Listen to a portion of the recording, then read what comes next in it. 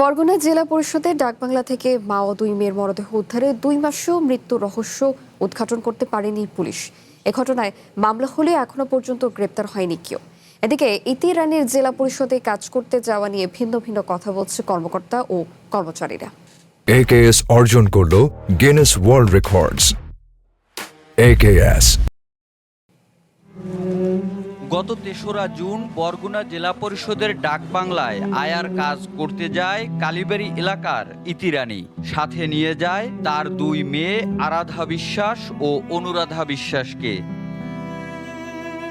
CC ক্যামেরার ফুটেজে দেখা যায় বড় মেয়েকে এক রুমে রেখে ছোট মেয়েকে সাথে নিয়ে আরেক রুমের ভিতরে ঢুকে দরজা বন্ধ করে দেয় ইতি রানী।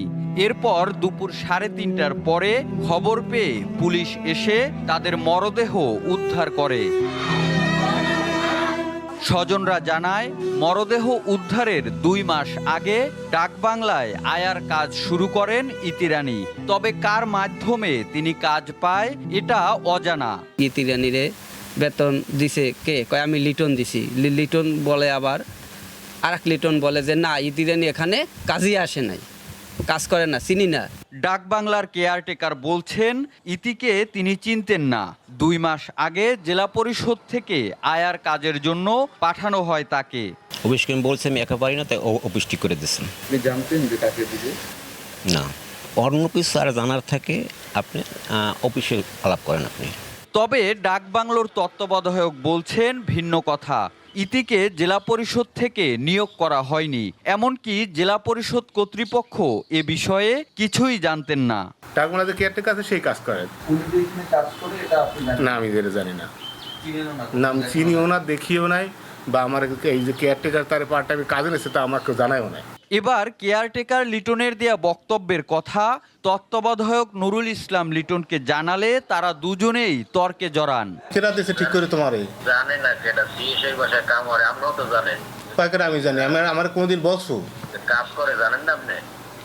কাজ করে আমি জানলাম কেন? আমার কাছে কোনোদিন বলছো বা আমি তোমার নিতে কইছি?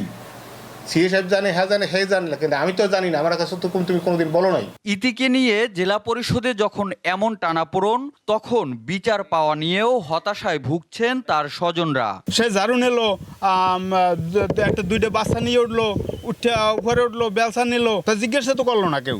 ইতিরিনির বেতনও তো লিটন, এখন হে বলে আমি চিনি না। তা যখন একটা অ্যাক্সিডেন্ট হয়ে গেছে এখন বলতেছে যে আমরা তারা চিনি না, তারা কি এটারে ধামাচাপা দিতে চায় না, এটা এরাই যাইতে চায়। এদিকে পুলিশ সুপার বলছেন হত্যা অথবা আত্মহত্যা যেটাই হোক, অপরাধীকে আইনের আওতায় আনা হবে ময়নাতদন্তের প্রতিবেদন পাবার পরে।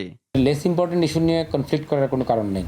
মানে কে নিয়োগ দিয়েছেন এটাও তো আমাদের একটা বিবেচ্য বিষয়, সেটিও ডেফিনেটলি আমরা কনফার্ম করব, ক্লিয়ার করব। বাট আমাদের কনসার্ন হচ্ছে যে whether she was A murdered অথবা উনি সুইসাইড করেছেন কিনা।